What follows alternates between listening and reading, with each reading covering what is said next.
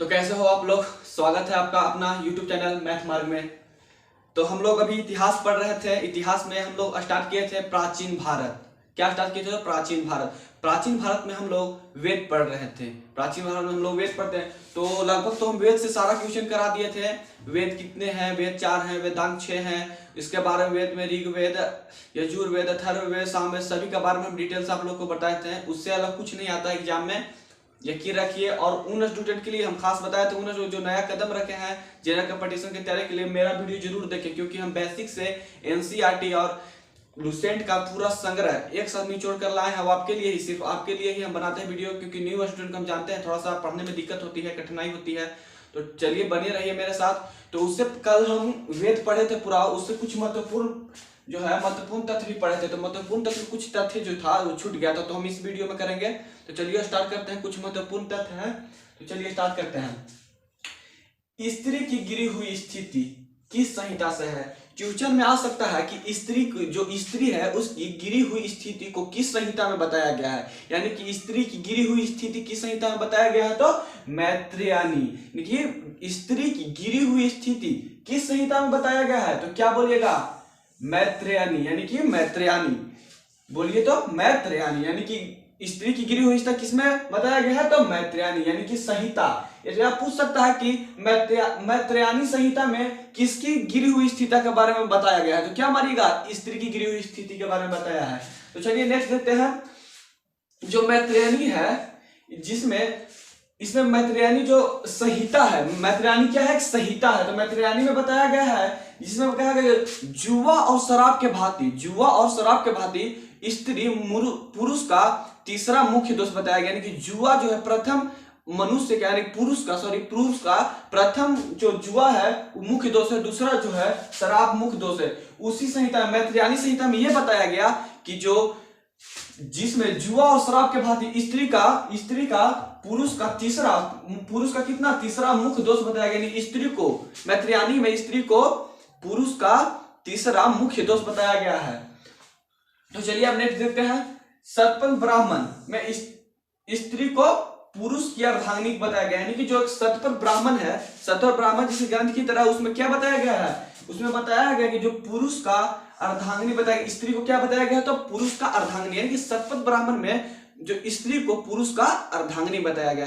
Question में आ सकता है कि क्वेश्चन में आ सकता है कि पुरुष का अर्धांगिनी किस संहिता में बताया गया है, किस ग्रंथ में बताया? क्या मानिएगा? सतपथ ब्राह्मण। यानी कि पूछ सकता है कि स्त्री की कि पुरुष का अर्धांगिनी किस संहिता में बताया गया, तो क्या मानिएगा? सतपथ ब्राह्मण संहिता। सतपथ ब्राह्मण यानी कि पुरुष की जो है महिला जो, यानी कि स्त्री जो पुरुष की क्या है? अर्धांगिनी है। ये किसमें बताया गया? तो सतपथ ब्राह्मण। चलिए अब नेक्स्ट देखते हैं। नेक्स्ट क्वेश्चन है, स्मृति ग्रंथों में सबसे प्राचीन ग्रंथ कौन सा है? तो कौन है? मनुस्मृति। यानी कि स्मृति ग्रंथों में सबसे प्राचीन, यानी कि स्मृति ग्रंथ, जितना भी ग्रंथ है स्मृति ग्रंथ, उसमें सबसे प्राचीन ग्रंथ कौन है? ये क्वेश्चन बहुत बार आता है, बहुत ही इंपोर्टेंट क्वेश्चन है कि बताइए कि जो स्मृति ग्रंथ है उसमें सबसे प्राचीन का, यानी कि सबसे पहले का कि कौन सा जो ग्रंथ है सबसे प्राचीन माना जाता है? तो कौन है? मनुस्मृति। यानी कि मनुस्मृति को क्या माना जाता है? प्राचीन स्मृति ग्रंथों का सबसे प्राचीन ग्रंथ है। और उससे कुछ है, जो मनुस्मृति है ये किससे संबंधित है? शुंग वंश का ग्रंथ है। यानी कि जो शुंग वंश थे उनका ग्रंथ माना जाता है मनुस्मृति को। यानी कि क्वेश्चन में आ सकता है कि शुंग वंश जो है, शुंग वंश का जो है शुंग वंश कौन सी ग्रंथ थी? कि शुंग वंश का ग्रंथ कौन है? शुंग वंश का चर्चा किस ग्रंथ में किया गया है? तो क्या मानिएगा? मनुस्मृति। या क्वेश्चन आ सकता है जो कि स्मृति ग्रंथ में सबसे प्राचीन का ग्रंथ कौन है? तो मनुस्मृति। तो सबसे प्राचीन का ग्रंथ कौन है? तो मनुस्मृति। तो यहां से याद रखिएगा कि मनुस्मृति सबसे प्राचीन ग्रंथ है।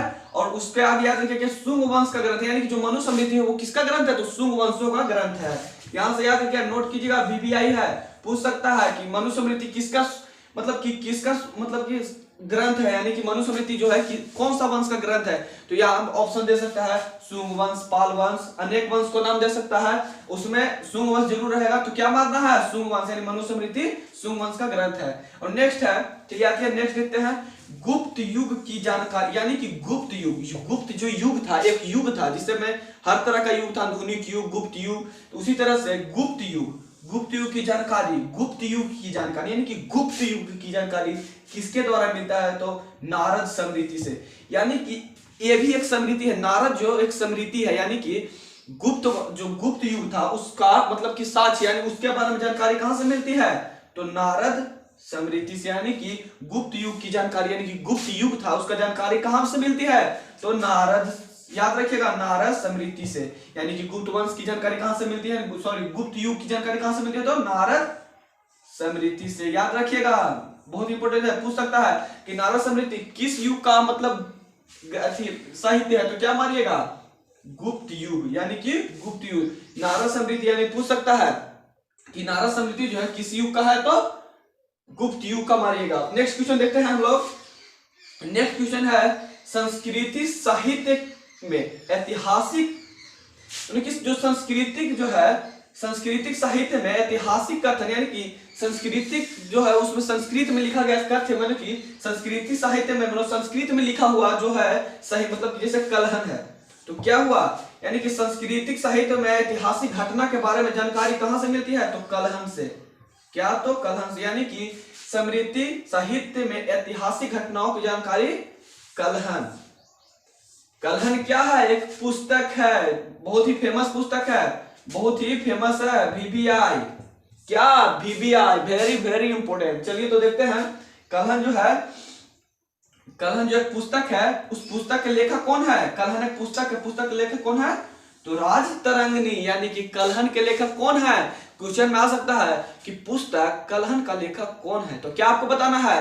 राजतरंगिणी। यानी कि क्वेश्चन ये भी आ सकता है कि राजतरंगिणी के मतलब जो राजतरंगिणी थे उस वो जो है किस पुस्तक के लेखक है?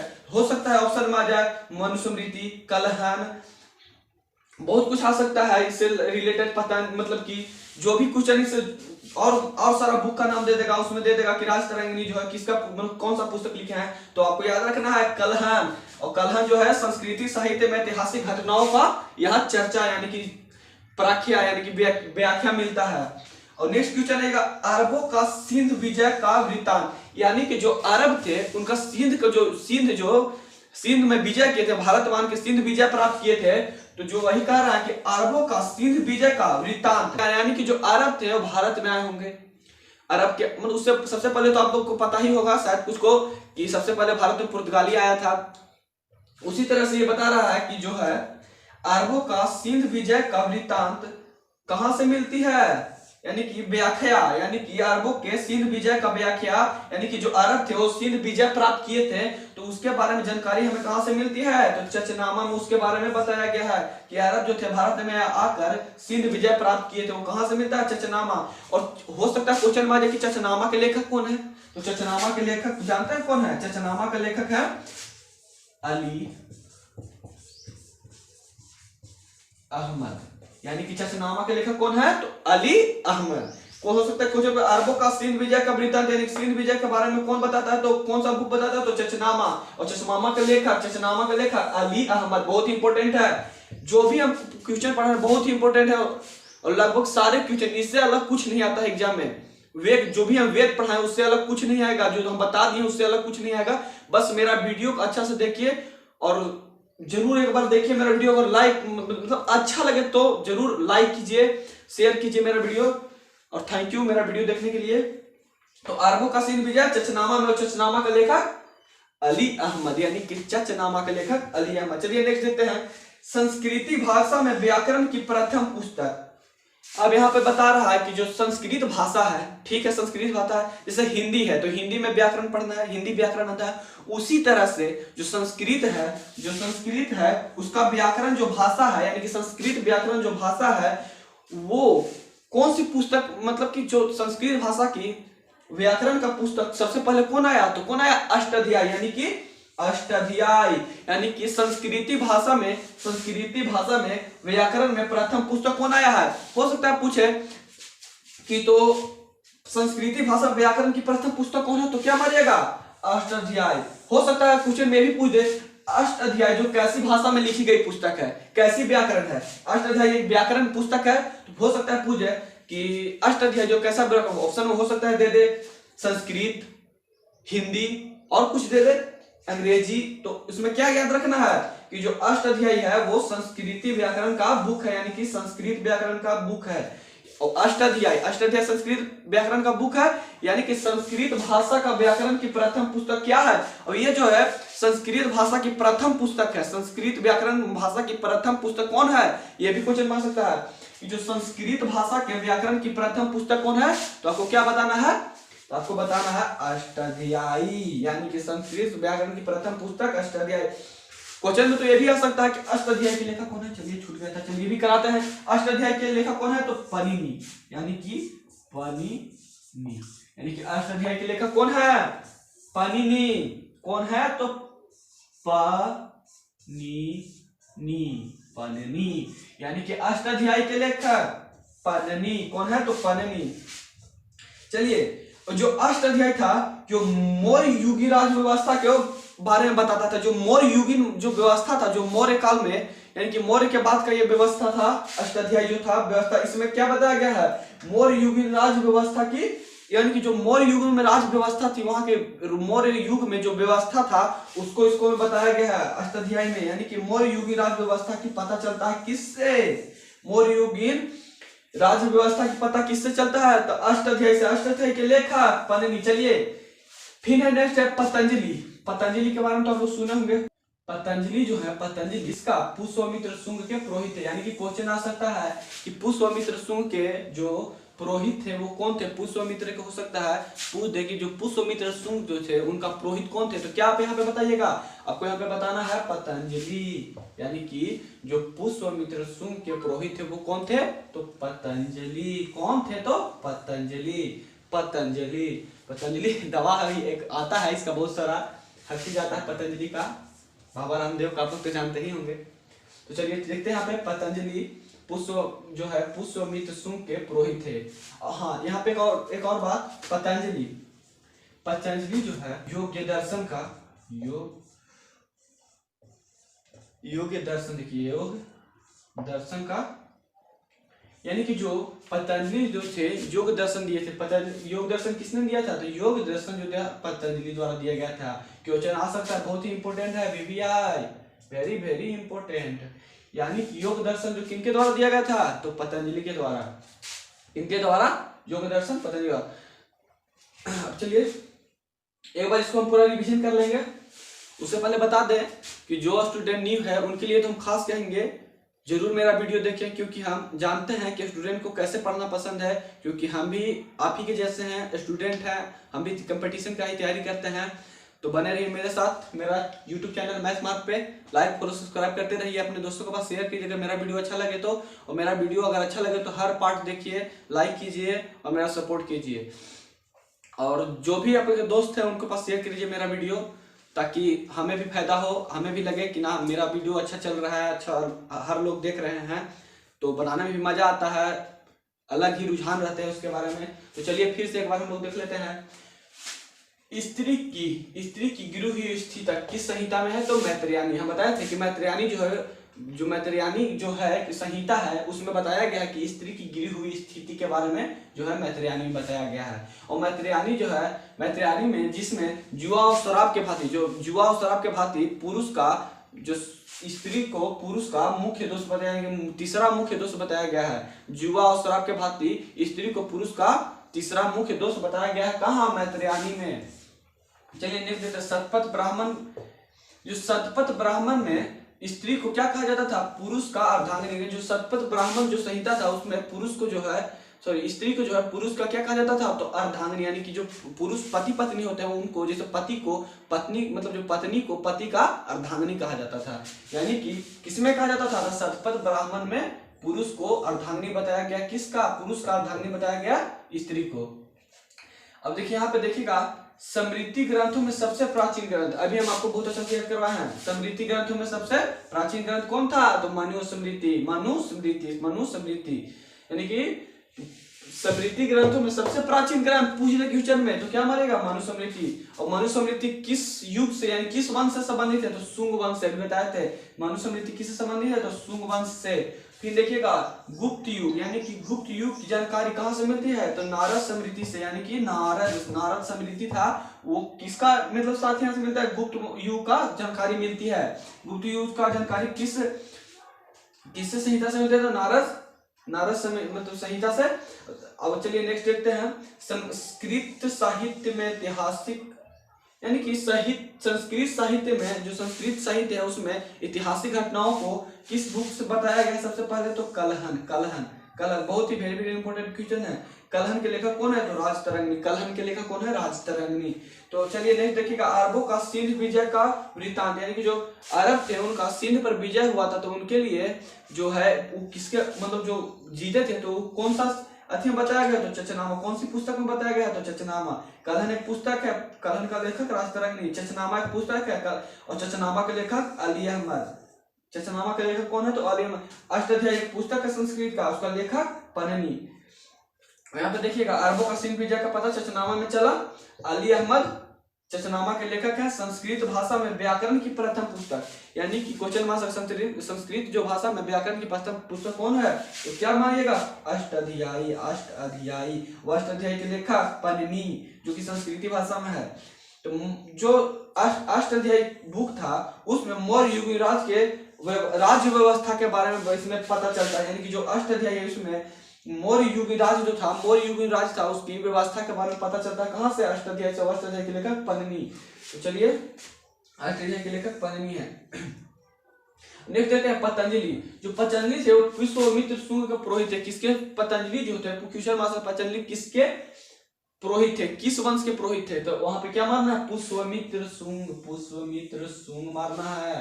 पतंजलि के लिए मतलब जो पतंजलि थे वो कौन सा दर्शन दिए थे, यानी कि पतंजलि का एक अति है जो है योग दर्शन। योग दर्शन को लिया था तो पतंजलि और कौन सा दर्शन दिया गया था, तो योग दर्शन। यानी कि क्वेश्चन है सर योग दर्शन के लेखक कौन है, योग दर्शन के तो कौन है, पतंजलि किसके हैं, तो योग दर्शन के। चलिए तो हम क्लियर करा दिए इधर, तो बने रहिए मेरे साथ। चलिए अब नेक्स्ट टॉपिक हम पढ़ेंगे पुरातत्व संबंधी साक्ष्य से मिलने वाली जानकारी, यानी कि जैसे में आप लोग जानते हैं पुराने ईस्वी में पहले की जब इतिहास है उसमें जो पुरातत्व है, जैसे कि चाकू है, इसका खोज मतलब तलवार आया कि पहले क्या हुआ, पहले किस चीज का आना हुआ और कैसे आया, कौन आया, इसके बारे में हम कहाँ जानेंगे, पुरातत्व संबंधी साक्ष्य से मिलने वाली जानकारी में। तो चलिए नेक्स्ट टॉपिक इसी पर भी पढ़ा रहे हैं। चलिए तो चलिए देखते हैं पुरातत्व संबंधी साक्ष्य की जानकारियां, यानी कि जो पुरातत्व इतिहास में जो साक्ष्य मिला है उसके बारे में जानकारियां। तो चलिए स्टार्ट करते हैं। स्टार्ट करने से पहले आपको हम बता दें कि इससे पहले जो हम भारतीय इतिहास में जो हम पढ़ा रहे हैं प्राचीन भारत, उससे पहले इस वीडियो से पहले हम जो है वेद बताए हैं, वेद के बारे में कितने वेद है, वेदांग क्या है, उसके बारे में टोटल जानकारियां इससे पहले वाले वीडियो में है जो डिस्क्रिप्शन में मिल जाएगा, तो उसको एक बार जरूर देखिएगा। उसके बाद इसको देखिएगा। और हाँ एक बात तो खास कि आप एक बुक या नोट कॉपी ले, उसमें पढ़ें और उसमें जो भी मेन पॉइंट है, मेन पॉइंट लगभग सारे हैं क्योंकि हम पूरा अच्छे से कवर करा रहे हैं, तो सारे लिखिए और पढ़िए। चलिए तो देखते हैं अगले पुरातत्व संबंधी साक्ष्य की जानकारी है। तो देखिए यहाँ पे सबसे सर्वप्रथम भारतवर्ष का जिक्र, यानी कि जो है भारतवर्ष का जिक्र सर्वप्रथम कहाँ किया गया, किस अभिलेख में, जो पूछ सकता है कुछ, किस अभिलेख में भारतवर्ष का सर्वप्रथम बार जो है भारत का जिक्र किस मतलब कि अभिलेख में किया गया, यानी कि भारतवर्ष का जिक्र जो है सर्वप्रथम किस अभिलेख में किया गया, तो क्या बताइएगा, तो ये किया गया हाथी गुम्फा अभिलेख, यानी कि हाथी गुम्फा अभिलेख। तो किसमें किया गया है, तो सर्वप्रथम भारतवर्ष का जिक्र किसमें किया गया है, तो हाथी गुम्फा अभिलेख। तो किसमें किया गया था, हाथी गुम्फा अभिलेख।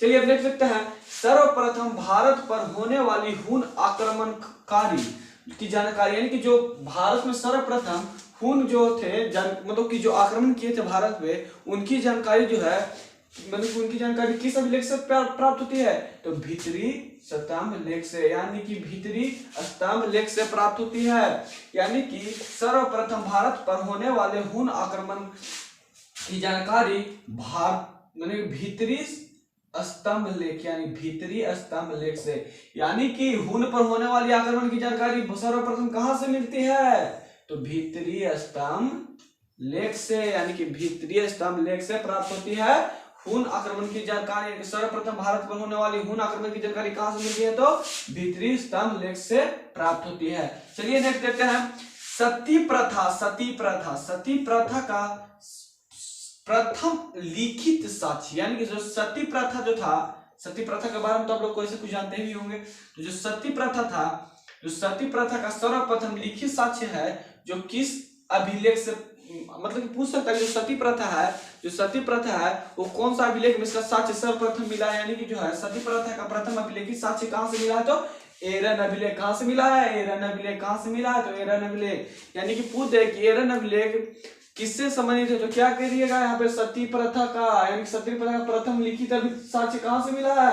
यही क्वेश्चन, ज्यादातर यही क्वेश्चन बनता है कि जो सती प्रथा है, जो सती प्रथा है का प्रथम अभिलेख साक्ष्य कहां से मिला? तो एरन, एरन, एरन अभिलेख। लेकिन सती प्रथा का जो है, सती प्रथा का प्रथम लिखित साक्ष्य कहां से मिलता है? तो एरन अभिलेख।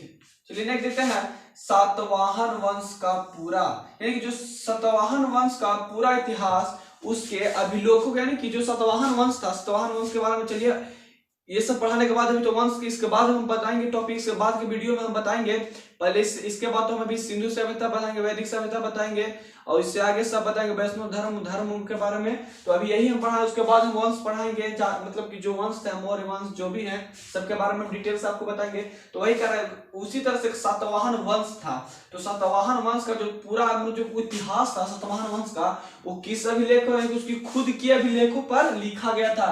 यानी कि सातवाहन वंश का पूरा इतिहास उसके अभिलेखों पर आधारित, यानी कि उसके अभिलेखों के आधार पर, यानी कि जो सातवाहन वंश का जो अभिलेख था उसी के आधार पर उसका इतिहास लिखा गया। तो क्वेश्चन आ सकता है कि जो कौन सा ऐसा वंश है जिसका अपना खुद के अभिलेखों के आधार पर उसका जो है इतिहास लिखा गया, तो किसका मानेगा? तो सातवाहन वंश। यानी कि आ जाएगा क्वेश्चन में, चलिए मानते हैं आपको क्वेश्चन में आ गया कि जो कौन सा ऐसा वंश है जिसका जो है खुद के अभिलेख हो, यानी कि जो उसका अपना अभिलेख था उसी के आधार पर उसका जो है इतिहास लिखा गया। तो क्या करिएगा यहाँ पे? बोलिएगा सातवाहन वंश। क्या कहिएगा? सातवाहन वंश। चलिए नेक्स्ट देखते हैं गर्तवास। गर्तवास यानी कि जो गर्तवास, गड्ढा घर, यानी गर्तवास मतलब क्या होता है? गड्ढा घर। गड्ढा घर यानी गहराई में जो घर है, यानी कि गर्तवास, गड्ढा घर का साक्ष्य कहां से मिला है? कोई पूछ गड्ढा घर का साक्ष्य कहां से मिला है, तो आपको क्या कहना है? जो गड्ढा घर का उसका साक्ष्य मिला है बुर्ज होम। बुर्ज होम जो कि कश्मीरी नौपाषाणिक पुरास्थल से मिलता है। कहाँ है? क्योंकि बुर्ज होम कश्मीर, यानी कश्मीर में कहीं होगा, जो कि कश्मीरी नौपाषाणिक पुरास्थल है, जो कश्मीरी नौपाषाणिक पुरास्थल है वहीं बुर्ज होम से मिलता है। यानी कि जो है गर्तवास, गड्ढा घर का साक्ष्य बुर्ज होम के कश्मीरी नौपाषाण, यानी कि कश्मीरी नौपाषाण पुरास्थल के बुर्ज होम से मिलता है। कहां से? बुर्ज होम से। गर्तवास गड्ढा घर का बुर्ज होम से कश्मीरी नौपाषाण से मिलता है। चलिए देख देखते हैं प्राचीनतम सिक्कों को। प्राचीनतम सिक्कों यानी कि प्राचीन, सबसे प्राचीन सिक्का, जैसे में कि जो अब स्टार्ट हुआ होगा तो नोट बदला है, देखते हैं मोदी जी बदल दिए हैं नोट, तो देखिए तो उसी तरह से कर जो सबसे पहले जो सिक्का आया था, जो सबसे पहले सिक्का आया था प्राचीनतम सिक्कों को, मतलब जो प्राचीन में सबसे प्राचीन सिक्का था उसे पूछ कि जो भारत में जो सबसे प्राचीन सिक्का था, जो सबसे प्राचीन, जो सबसे फर्स्ट में आया था उसे क्या कहा जाता था? जैसे अभी हम लोग कहते हैं रुपया, कोई पैसा कहता है, उससे पहले क्या कहा जाता था? आहत। देखिए यहाँ पे प्राचीन सिक्कों को सर्वप्रथम क्या कहा जाता था? आहत। यानी कि प्राचीन में जो है प्राचीन सिक्कों को क्या कहा जाता था? आहत। प्राचीन में प्राचीन सिक्कों को क्या कहा जाता था? आहत सिक्का भी कहा जाता था। और इसे साहित्य के जो इसे साहित्य में कासा पर्व का, यानी कि जो साहित्य होता था पहले के, जो साहित्य होता था उससे में आहत को, यानी कि प्राचीन सिक्कों को जिसे आहत कहते थे उसको जो है इसे साहित्य में जो क्या कहा जाता था? कासा पर्व कहा जाता था। क्योंकि साहित्य में आहत जो कि सिक्कों को बोला जाता था उसको क्या कहा जाता था? साहित्य में कासा पर्व। क्या कहा जाता था? कासा पर्व। याद रखिएगा यहाँ पे सिक्कों को सर्वप्रथम जो है प्राचीन में सिक्कों को क्या कहा जाता था? आहत। जो भी हम लोग कहते हैं रुपया कहते हैं, पैसा कहते हैं, तो उसी को कहीं किसी देश में डॉलर है, किसी बार में येन है, तो इसी तरह से जो भारत का जो प्राचीन जो सिक्का था उसको क्या कहा जाता था? आहत कहा जाता था। तो चलिए अब नेक्स्ट देखते हैं सर्वप्रथम सिक्कों पर मतलब कि जो लेख लिखा कार्य जो है, जो सर्वप्रथम जो होता है सिक्का पे हम लोग देखते हैं आजकल लिखा हुआ रहता है भारत, रुपया 5, फिर रुपया, जो लिखा हुआ अभिलेख लिखा हुआ रहता है उसे मान लीजिए लेख की तरह है, तो वही कह रहा है कि सर्वप्रथम सिक्कों पर लेख, यानी कि सिक्कों पर लेख लिखने की जो थी स्टार्टिंग, अगर मान लीजिए जब पहले स्टार्ट हुआ हुआ सिक्का, तो सिक्का पर जो लिखा हुआ रहता है कि मात्र 1 रुपए या भारत रुपया, जो भी लिखा रहता है, या कोई चलाया हो, मतलब वर्ल्ड जो था ना, जो ओल्ड था, मतलब उसमें लिखा हुआ रहता था कि कौन चलाए थे, रानी विक्टोरिया लिखा रहता है, किसी पर कुछ लिखा रहता है। उसी तरह से कह रहा है कि सर्वप्रथम सिक्कों पर लेख लिखने का कार्य, यानी कि जो लेख लिखने का कार्य जो है सर्वप्रथम किस शासक ने किया था, तो कौन किया था, यवन शासकों द्वारा किया गया था। यानी कि सिक्कों पर सर्वप्रथम किसके द्वारा लेख लिखा गया था, तो यवन शासकों। यहाँ पर याद रखिएगा, नोट याद रखिएगा, बहुत ही इंपॉर्टेंट क्वेश्चन है कि सबसे प्राचीन सिक्का को आहत कहा जाता था, इसको साहित्य में कांसापर्ण कहा जाता था, और सर्वप्रथम सिक्कों पर लिखा गया, मतलब कि लेख लिखने का कार्य यवन शासकों द्वारा, किसके द्वारा, बहुत बार क्वेश्चन आता है, बहुत बार नोट कीजिएगा, इसको नोट कीजिएगा, यवन शासकों द्वारा, नोट कीजिएगा इसको, यवन शासकों द्वारा। चलिए अब नेक्स्ट देखते हैं कि समुद्र जो है, समुद्रगुप्त की वीणा बजाते हुए समुद्रगुप्त जो थे एक शासक थे, जैसे गुप्त वंश का, जैसे जो है सुंग वंश से पढ़े, तो सुंग जैसे है, सुंग वंश के सुंग जो कोई होंगे शासक होंगे, उसी तरह से जो समुद्रगुप्त थे, आगे हम आपको पढ़ाएंगे, जब हम वंश पढ़ाएंगे उसमें बताएंगे, जो समुद्रगुप्त थे गुप्त वंश के शासक थे, तो उन्हीं के बारे में बताया जा रहा है यहाँ पे। समुद्रगुप्त की वीणा बजाती हुई मुद्रा से संगीत प्रेमी जो समुद्रगुप्त थे, वो जो पहले का सिक्का आता था, उसमें एक सिक्का में समुद्रगुप्त का मतलब फोटो है, उसमें वो क्या कर रहे हैं, बीना बजा रहे हैं। बीना तो आप जानते ही हैं, बीना जो बजाया जाता है, सरस्वती माता जो बजाया जाता है, जो हम लोग को, जो हम विद्या की रानी कहते हैं, जो हमें विद्या देते हैं, तो उन्हीं के बारे में बताया कि समुद्रगुप्त की वीणा बजाती हुई मुद्रा से उसने संगीत प्रेमी, यानी कि जो समुद्रगुप्त थे वो बीना बजाते हुए मुद्रा पे आए थे, यानी कि उसका फोटो था उनका, उस पे वो बीना लिए हुए होंगे, तो वही बता रहा है कि समुद्रगुप्त वीणा बजाती हुई मुद्रा से उसे, यानी कि जब बीना बजाती, इसी से इसे पता लगाया गया कि जो समुद्रगुप्त थे वो क्या थे, संगीत प्रेमी थे। क्वेश्चन आ सकता है कि जो समुद्रगुप्त थे वो किसकी प्रेमी थे, हो सकता है लिख दे खेल, क्रीड़ा, डांस, संगीत, तो आपको क्या करना है, संगीत, यानी कि किसके प्रेमी थे समुद्रगुप्त, समुद्रगुप्त किसके प्रेमी थे, यहाँ पे मानना किसके, संगीत के। चलिए अब नेक्स्ट देखते हैं। अब चलिए कला शैली के बारे में हम लोग कुछ जानकारी लेते हैं। कला शैली बहुत ही महत्वपूर्ण रहता है, बहुत बार आता है कि दक्षिण दक्षिण भारत की मंदिर को क्या कहा जाता है, उत्तर भारत की मंदिर को क्या जाता है, मध्यांतर मतलब भारत की मंदिरों को क्या कहा जाता है, तो उसी तरह से है कला शैली। कला शैली जैसे उत्तर भारत के मंदिरों को, यानी कि जो उत्तर भारत में जो मंदिर है उसको कौन सा शैली में रखा गया, तो क्या रखा गया, तो शैली 3 प्रकार का होता है, नागर शैली, द्रविड़ शैली और एक लास्ट वेसर शैली, जिसे हम जो द्रविड़ शैली है और एक है नागर शैली, यानी कि नागर शैली, द्रविड़ शैली और एक है यहाँ पे देखिए वेसर शैली, यानी कि नागर शैली, द्रविड़ शैली, एक है वेसर शैली। जो वेसर शैली है वो किसके किसके से मिला है, जिसमें नागर शैली भी हो और द्रविड़ शैली भी हो, नागर शैली और द्रविड़ शैली जिसमें दोनों हो, उसे क्या कहते हैं, वेसर शैली कहते हैं। क्या कहते हैं, तो वेसर शैली, यानी कि जिसमें नागर शैली भी आता हो और द्रविड़ शैली भी आता हो, उसे क्या कहते हैं, तो वेसर शैली कहते हैं। तो चलिए देखते हैं उत्तर भारत। मान लीजिए मैप है, मैप तो अच्छा सबको नहीं भी आता है बनाने, फिर भी कैसे भी टूटी फूटी भाषा में बना लेते हैं ताकि आपको समझाने में आसान हो। चलिए ये इधर उत्तर होता है मानचित्र में, इधर दक्षिण होता है, इधर पश्चिम होता है, इधर पूर्व होता है। तो यही कह रहा है कि उत्तर भारत के मंदिर का जो है, उत्तर भारत के मंदिर को कौन सी शैली में रखा गया है, यानी कि उत्तर भारत ही है, तो इसे कौन सी, तो नागर शैली, नागर शैली, यानी कि उत्तर भारत के जो मंदिरों को कौन सी शैली में रखा गया है, तो नागर शैली। हो सकता है कि दे दे, जैसे जम्मू कश्मीर में कोई मंदिर होगा, जैसे वहां पे है, तो उसके बारे में दे दे कि जो है वो कौन सी शैली में आता है, तो क्या कहिएगा, नागर शैली, क्योंकि उत्तर भारत में है। तो यहाँ पे भी हम पढ़े कि उत्तर भारत के मंदिरों को नागर शैली में रखा गया है। किसमें रखा गया है, तो नागर शैली में। उसी तरह दक्षिण भारत के मंदिरों को, दक्षिण यहाँ है तो दक्षिण भारत के मंदिर, मान यहाँ पे मंदिर है दक्षिण भारत में, ये मध्य है। चलिए देखते हैं यहाँ पे, तो दक्षिण भारत के मंदिरों की कला को क्या कहते हैं, यानी कि जो यहाँ पर ही होगा, जो दक्षिण भारत में जितना दक्षिण भारत है उसमें जो होगा उसे क्या कहते हैं, नागर, और द्रविड़, यानी कि जो दक्षिण भारत की शैली को क्या कहते हैं, द्रविड़ शैली।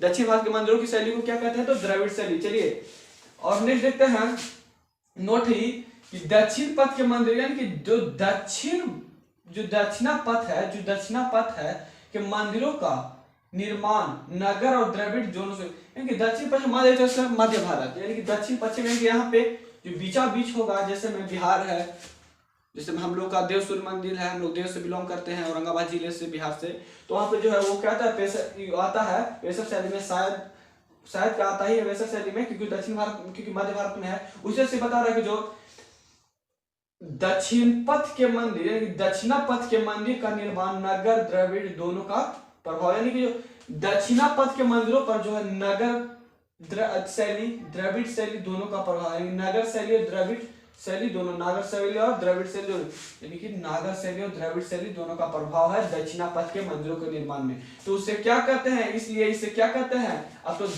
कोई नागर द्रविड़ भी कह सकते हैं, इसे क्या बोला जाता है, वेसर शैली, तो इसे क्या कहा जाता है, वेसर शैली, यानी कि दक्षिणा पथ के मंदिरों का निर्माण वेसर शैली में किया गया, किसमें किया गया, वेसर पर।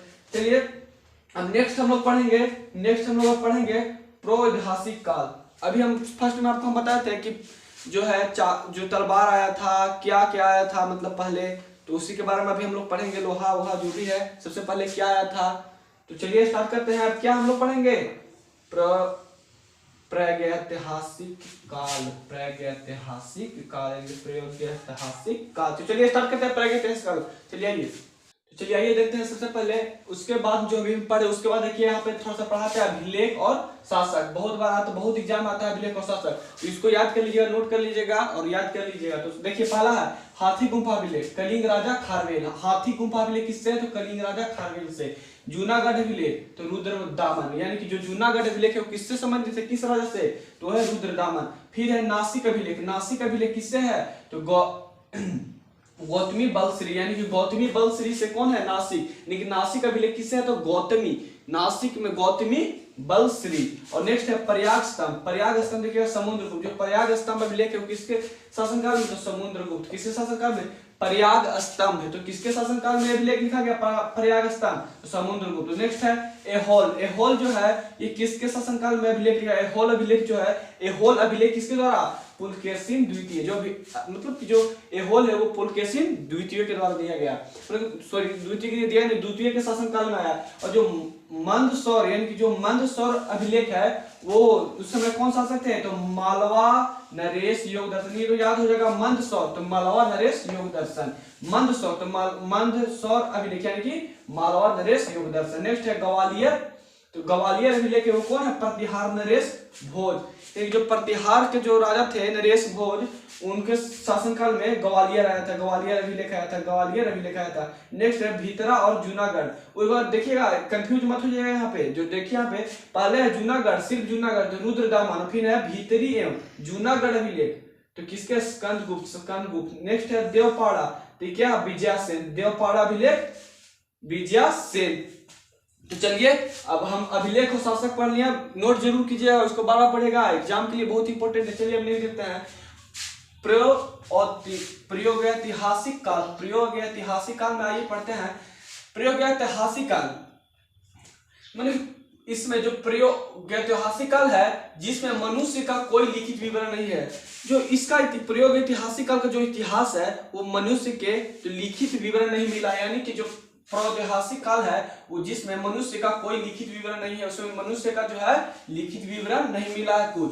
और नेक्स्ट है जिसमें लिखित उपलब्ध है, जो जिसमें लिखित उपलब्ध, लिखित जो लिखा हुआ है उसे क्या कहते हैं, जिससे हम पढ़ सकते हैं, जैसे इतिहास जो है हम पढ़ते हैं, मौर्य साम्राज्य, शुंग वंश, इस के बारे में उसे क्या कहते हैं, इतिहास। इतिहास तो उसी को कहते हैं ना, पुराने से बारे में जो लिखा हुआ है, जो पहले से लिखा हुआ था इस के बारे में, तो जिसमें लिखित उपलब्धता हो उसे क्या कहते हैं, इतिहास। नेक्स्ट है और अब मान लीजिए इसमें तो लेख कला नहीं था, इसमें लेख कला जो प्रागैतिहासिक काल में लेख कला मनुष्य के लिए उपलब्ध नहीं था और उसे क्या कहते थे, प्रागैतिहासिक। और जिसमें लिखित उपलब्ध, जिसमें लिखा हुआ उपलब्ध था उसे क्या कहते थे, इतिहास कहते थे। इसमें लिखा हुआ भी मतलब लिखा हुआ इतिहास उसे क्या कहते थे, इतिहास। और देखिए आद ऐतिहासिक काल, आद ऐतिहासिक जो काल है आद से उसे कहते हैं जिसमें लिखा हुआ तो था लेकिन हम लोग पढ़ नहीं पा सकते हैं, ऐसा कोई अलग लैंग्वेज होगा, कोई अलग भाषा में लिखा हुआ होगा, तो वही है। आज ऐतिहासिक काल में लेखन कला के प्रचलन के बाद उपलब्ध अभिलेख पढ़ा ना जाए, यानी कि लेखन कला था, लिखा हुआ था लेकिन उसको हम लोग पढ़ नहीं पाए, शायद अनदर लैंग्वेज अलग तरीके से लिखा हुआ जो कि हम लोग नहीं पढ़ पा सकते हैं। और नेक्स्ट है देखिए ज्ञानी मानव। ज्ञानी मानव को वैज्ञानिक का नाम क्या है? होमो सेपियंस, जो कि बुद्धिमान आदमी, जैसे हम लोग को क्या कर रहे हैं, होमो सेपियंस वैज्ञानिक का नाम है, साइंस का थोड़ा सा यहाँ पे होमो सेपियंस जो वैज्ञानिक का नाम है, साइंस में जो पढ़ना है इसको देखिए, जो ज्ञानी मानव यानी कि बुद्धिमान आदमी को आज से लगभग कितना वर्ष, जो हम लोग मानव है उनको आज से लगभग 30 से 40 हजार वर्ष पूर्व, यानी कि आज से 30 से 40 हजार पूर्व हम लोग का साक्ष्य मिला था, यानी कि ज्ञानी मानव यानी बुद्धिमान मानव का आज से लगभग 30 से 40 हजार वर्ष पूर्व मिला था साक्ष्य। नेक्स्ट है पूरा पाषाण काल। पूरा का पाषाण काल जो है जीविका का मुख्य आधार है। जो पूरा देखिए पूरा पाषाण काल लिखा हुआ है, तो पूरा पाषाण काल में जीविका का यानी कि जीने के लिए, पूरा पाषाण काल में जो हम लोग के जीवित रहने के लिए किस पे आधारित है? खाना। अब जीना है तो खाना खाना पड़ेगा, जैसे हम लोग जीते हैं, चाउमीन खाते हैं, रोल खाते हैं, भात खाते हैं, चावल खाते हैं, दाल खाते हैं, जो जिसका फेवरेट हो, जो जिसका पसंद है, जिसके घर जो मिले। तो उसी तरह से पूरा पाषाण काल में जीविका का मुख्य आधार शिकार कर खाना था, कि वहां पे जो पूरा पाषाण काल में थे लोग शिकार करते थे, हिरन मारते थे, अनदर कोई भी पशु मारते थे, उसे पका के खाते थे। नेक्स्ट देखिएगा यहाँ पे जो नवपाषाण काल है, नवपाषाण काल है, यहाँ पे देखिएगा यहाँ पे, तो इसके प्रवृत्ति मनुष्य की अस्थायी निवास, मनुष्य की अस्थायी निवास, यानी कि जो नवपाषाण काल है, यहाँ पे दो गो काल है, यहाँ पे एक है पूरा पाषाण काल, एक है नवपाषाण काल, दो काल है, एक नवपाषाण काल है, पूरा पाषाण काल। तो जो पूरा पाषाण काल है, जो पूरा अब आ जाता है क्वेश्चन में, जब यहाँ पे देखिए अभी बताया कि पूरा पाषाण काल में मतलब जो कि मुख्य रूप से आदमी को खाने के लिए जो है सो शिकार करके खाते थे। तो आखिर मान लीजिए जब आदमी शिकार खाएगा तो पकाते भी होंगे, तो वही जो पकाने का यानी कि आग का जो खोज किया गया वो कब किया गया? पूरा पाषाण काल, यानी कि आग का आविष्कार कब किया गया? तो पूरा पाषाण काल में। तो कोई आ सकता है क्वेश्चन में कि मान लीजिए आपका क्वेश्चन में आ जाए कि जो है आग का आविष्कार किस काल में किया गया, तो आप क्या कहिएगा? पूरा पाषाण काल में किया गया। किस में किया गया? तो पूरा पाषाण काल में। उसी तरह से आग का आविष्कार किया गया पूरा पाषाण में। और आ जाए कि मतलब कि जो है पहिए का आविष्कार, पहिए का आविष्कार तो किसके शासन काल में किया गया? जो पहिया जो होता है, जो चक्का चलाते हैं हम लोग, उसका मतलब कौन से पाषाण काल में, मतलब उसको कौन से काल में उसका जो है खोज हुआ, आविष्कार हुआ। तो यहाँ पे देखेंगे पहिए का नवपाषाण काल, यहाँ पर अभी बताए थे हम लोग, अभी हम बताए थे यहाँ पे कि पूरा पाषाण काल में किसका? आग का खोज हुआ। यानी कि जो है पूरा पाषाण काल में मानव जो है निर्भर रहने के लिए, खाने के लिए किसका मतलब कि मारते थे, जानवरों को खाते थे, शिकार करके खाते थे। उसी तरह से पूरा पाषाण काल में शिकार आग का खोज हुआ। उसी तरह से जब आग का खोज हो गया, शिकार करते थे लोग, पका के खा रहे होंगे, नेचुरल सी बात है। तो देखिए पहिए का खोज भी हम बताए थे नवपाषाण काल में, पहिए का खोज कब बताया? तो नवपाषाण काल में। उसी तरह से है जो मनुष्य का स्थायी निवास भी है वो नवपाषाण काल में ही है। जो अब आदमी है, हम लोग हैं, तो हम लोग अपने घर में रहते हैं, तो पहले जो थे उतना विकसित नहीं था लोग। जब जन्म हुआ फर्स्ट बार, जो कि हम यहाँ पे बताए थे कि आज से लगभग 30 से 40 हजार पूर्व जो है मानव है कि हम लोग का अस्तित्व आया था। तो वही बता रहा है कि यहाँ पे जो है मनुष्य की अस्थायी निवास, मनुष्य की जो अस्थायी निवास रहने की स्थिति को नवपाषाण काल में उद्गम किया गया, यानी कि आया। उस मतलब कि जब रहने की कोई मतलब विशेष व्यवस्था किए होंगे, जो लगाए होंगे, तो कब किए थे? मनुष्य के स्थायी निवास नवपाषाण काल में। और कृषि का आविष्कार भी नवपाषाण काल में, जब रहने का, खाने का, पकाने का, पहिए का खोज किया गया, तो भाई आदमी कितना जानवर खाएगा। उसी तरह से फिर क्या किया होगा? कृषि किया, जिससे हम लोग खेत करते हैं, तो हम लोग धान उगाते हैं, गेहूं उगाते हैं, जौ उगाते हैं, चना उगाते हैं। तो उसी से कृषि का आविष्कार हुआ। तो कृषि का आविष्कार जब आ जाए क्वेश्चन में, कृषि का आविष्कार कौन सा काल में हुआ? ऑप्शन आ जाए नवपाषाण, पूरा पाषाण काल में आ जाए तो नवपाषाण काल। ऑप्शन आ जाए नन ऑफ दीज, तो क्या मारेगा? नवपाषाण काल। यानी कि कृषि का आविष्कार नवपाषाण काल। यानी कि क्वेश्चन आ जाए पहिए का आविष्कार तो नवपाषाण, कृषि का आविष्कार तो नवपाषाण, मनुष्य का स्थायी निवास तो नवपाषाण। अब देखिएगा जब कृषि आ गया, जब भारत में जब यहाँ पे कृषि होने लगा, तो कृषि हुआ होगा तो कुछ चीज का तो हुआ होगा। सर्वप्रथम कृषि, यानी कि जब खेत हम लोग रोपे होंगे, सबसे प्रथम जो हमारे जो भी पूर्वज थे जब आए होंगे, तो कृषि किया होगा नवपाषाण काल में, तो कुछ तो खेती किए होंगे, कुछ तो उगाए होंगे। तो वही जो कर रहा है कि कृषि के लिए अपनाई गई सबसे प्राचीन फसल, मतलब हो सकता है क्वेश्चन आ जाए कि कृषि के लिए नवपाषाण काल में कृषि के लिए सबसे पहले कौन सी जो है कौन सी जो है फसल उगाई गई थी, तो क्या कहिएगा, तो उस समय उगाए थे गेहूं और जौ। यानी कि क्वेश्चन आ जाए कृषि के लिए सबसे प्राचीन फसल क्या है, प्राचीन फसल कहे तो गेहूं और जौ हो सकता है। फिर आ जाए मानव द्वारा प्रथम प्रयुक्त, यानी कि जो सबसे प्रथम जो किए थे, रोपे थे, डोबे थे, जो भी बोलिए, उसको गेहूं और जौ सबसे प्राचीन फसल। तो किसी का सबसे प्राचीन फसल अगर कोई पूछता है अपनाई गई तो क्या है, जौ और गेहूं, गेहूं और जौ। अब लेकिन अगर पूछते हैं फ्यूचर में, वो जब देख कि सबसे प्राचीन फसल था जौ और गेहूं, लेकिन अगर पूछे मानव द्वारा प्रथम प्रयुक्त अनाज, मानव द्वारा प्रयुक्त अनाज यानी कि प्रयुक्त जिसका हम लोग उपयोग करते हैं, जिसे हम लोग खाते हैं, तो थोड़ी ना कि हम लोग जौ खा लेंगे रहेगा गेहूं ऐसे, तो उसके लिए उसका चावल यानी कि धान, चावल जानते हैं ना धान, हाँ, तो धान का मतलब कि चावल का,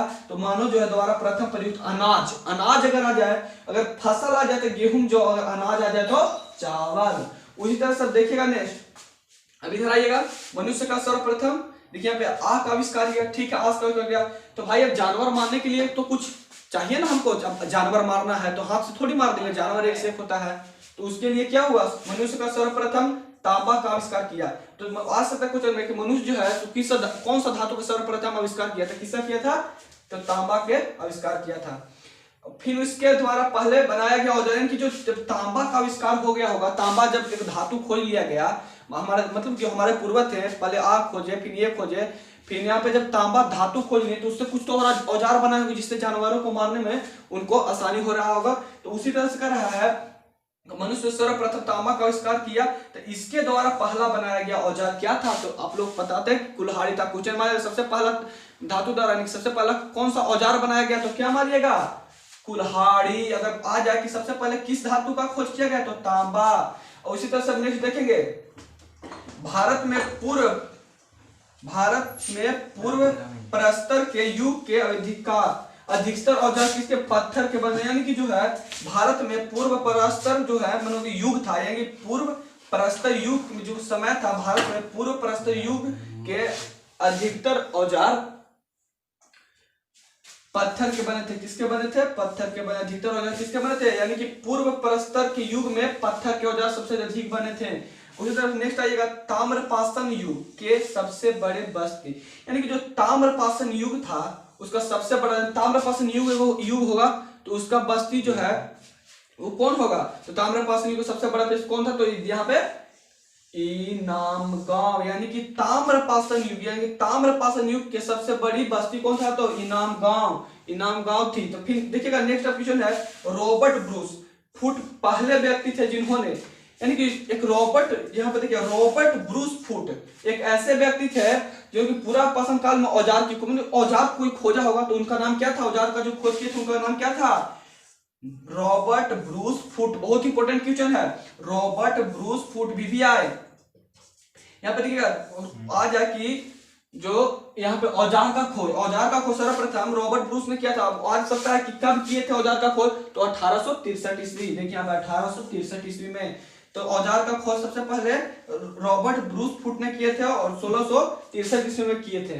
चलिए तो फिर से रिवीजन कर लेते हैं एक बार पूर्व ऐतिहासिक काल को, जिसमें मनुष्य की कोई लिखित विवरण नहीं मिला, जो लिखित साक्ष्य प्राप्त नहीं था। तो जैसे इतिहास है, जो लिखित साक्ष्य होता है उसे इतिहास कहते हैं, और जो लिखित साक्ष्य नहीं था उसे प्रागैतिहासिक काल कहते हैं। और आद्य ऐतिहासिक काल जो लेखन कला तो प्रचलन थी, लेकिन उसके बारे में उसको पढ़ने मतलब कि जो आज उस समय का मनुष्य उसको पढ़ नहीं चाहे, अब जो हम लोग हैं उसको हम लोग पढ़ नहीं सकते थे, लेकिन लिखा हुआ रहता था, लेख कला मौजूद लेकिन पढ़ नहीं पाते, उसे क्या कहते थे, आद्य ऐतिहासिक काल। और नेक्स्ट है ज्ञानी मानव, यानी कि बुद्धिमान मानव, जिसे यहाँ पे थोड़ा सा है, देखिए साइंस का क्वेश्चन है, होमोस्पेनिस साइंस का क्वेश्चन है कि मनुष्य बुद्धिमान मनुष्य को वैज्ञानिक नाम होमोस्पेनिस है। तो इसे आज से लगभग जो मनुष्य था, जो मानव थे, वो आज से लगभग कितने वर्ष पहले आए थे, तो 30 से 40 हजार वर्ष पूर्व आए थे।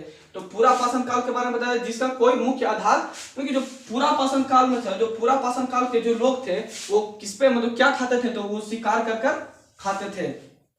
अब देखिए यहाँ पे पूरा पाषाण काल और नव पाषाण काल है। तो पूरा पाषाण काल में आग का खोज किया गया है, आग का खोज कब किया, पूरा पाषाण काल में। पहिए का खोज अगर आता है तो क्या करना, नव पाषाण, पहिए का नवपाषाण, कृषि का नवपाषाण, मनुष्य का स्थायी निवास नवपाषाण। जब मनुष्य आया होगा तो अपन कोई भोजन के लिए कोई जब कृषि किया होगा तो कोई तो जरूर रहता है कि सबसे पहले किसका, गेहूं का और जौ का, यानी कि सबसे पहले प्राचीन फसल गेहूं और जौ है। अगर पूछ दे कि सबसे पहला प्रयुक्त अनाज कौन है तो क्या कहेंगे, चावल। चलिए अब नेक्स्ट देखते हैं कि भारत में पूर्व प्रस्तर के युग जो था, यानी पूर्व प्रस्तर युग था जो भारत के मतलब कि औजार के मतलब उस समय तो बहुत ज्यादा क्या पत्थर के औजार बने थे, यानी कि पूर्व प्रस्तर युग में पत्थर के औजार सबसे ज्यादा बने थे। अब नेक्स्ट है ताम्रपाषाण युग, कि जो ताम्रपाषाण युग के सबसे बड़ी बस्ती, ताम्रपाषाण युग तो था उसमें सबसे बड़ी बस्ती का नाम क्या था, इनाम गांव। और नेक्स्ट है रॉबर्ट ब्रूस फुट, यानी कि जो 1863 ईस्वी में जो किए थे खोज रॉबर्ट ब्रूस फुट ने, जो औजार की खोज की, तो औजार का खोज कौन किया, रॉबर्ट ब्रूस फुट ने, जो कि 1863 है। तो इसी तरह से बने रहेगा मेरे यूट्यूब पर, लाइक फॉलो कर दीजिए जो भी नए स्टूडेंट है। और फिर मान लीजिए कि जो भी न्यू स्टूडेंट जो मतलब आए हैं जो तैयारी करना स्टार्ट किए, जरूर मेरा पूरा वीडियो देखें। और थैंक यू मेरा वीडियो देखने के लिए शुरू से लास्ट तक, और बने रहिए मेरे चैनल पर। नेक्स्ट वीडियो आएगा सिंधु सभ्यता से, तो उसे जरूर देखिए। बहुत ही डिटेल से हम एनसीईआरटी और लुसेंट का निचोड़ संग्रह से बनाए हैं, तो इकाई का इससे अलग कुछ नहीं आएगा। और अभिलेख के बारे में अच्छा से तनी नोट बनाकर याद कर लीजिएगा, अभिलेख जो है बहुत ही इंपॉर्टेंट है, हर एग्जाम में लगभग एक जरूर पूछता है। तो चलिए थैंक यू, मैं हृदय कुमार चौरसिया, बने रहिए मेरे साथ, आगे भी आपके लिए बहुत ही जबरदस्त वीडियो लाएंगे। तो चलिए।